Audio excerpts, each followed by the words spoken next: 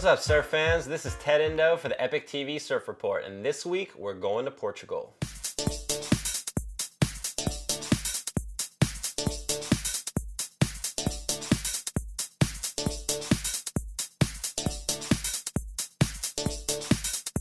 For a country that doesn't show up much on the international radar except to threaten loan default, Portugal is always a pretty interesting place for surfers. The past 2 weeks have proved no different as the ASP rolled into town and brought their traveling sideshow of freakishly talented surfers who are all rattling their cage bars to try to get a chance at that world title.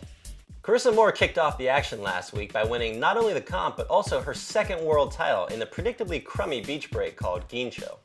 Keep in mind, viewers, that this is the woman who just last year people were criticizing for, quote, having put on a little bit of weight. If putting on a bit of weight is what it takes to surf like Carissa Moore, pass me the fucking cronut, baby, because I want to be on that diet plan. Who cares what she weighs? If you think female surfers should look like glamour models, you're living in the wrong damn century. I'm talking to you, surf company marketing ghouls. Tits, ass, and bedroom eyes might get you more clicks on the internet, but it's not going to grow your fan base. Unless your desired demographic is middle-aged men who are only clicking with one hand, if you know what I mean. Just put the women in good surf and let the surfing speak. Speaking of middle-aged men, the world title race hotted up yesterday with both frontrunners, Mick and Kelly Slater, going down in the first round.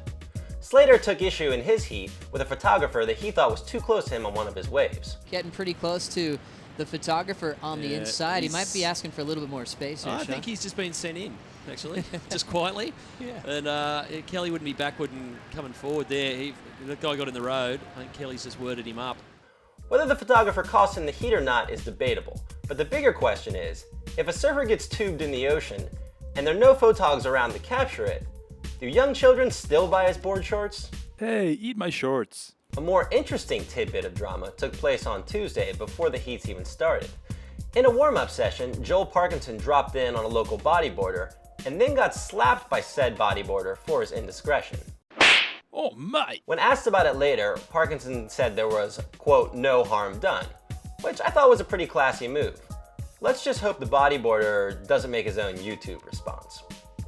Stab magazine recently reported that Joel Parkinson makes roughly $3 million a year, which puts him near the top of a list that also includes Dane Reynolds, Steph Gilmore, Kelly Slater, and John Florence. None of those people is on less than $1 million a year. So let me ask you this, surf fans. Is it ever okay for someone who's making upwards of $1 million a year for their surfing to drop in on someone who's making $0 a year for their surfing? In some ways, you gotta feel for Joel and all the other guys and girls dropping in on all the rest of us left and right.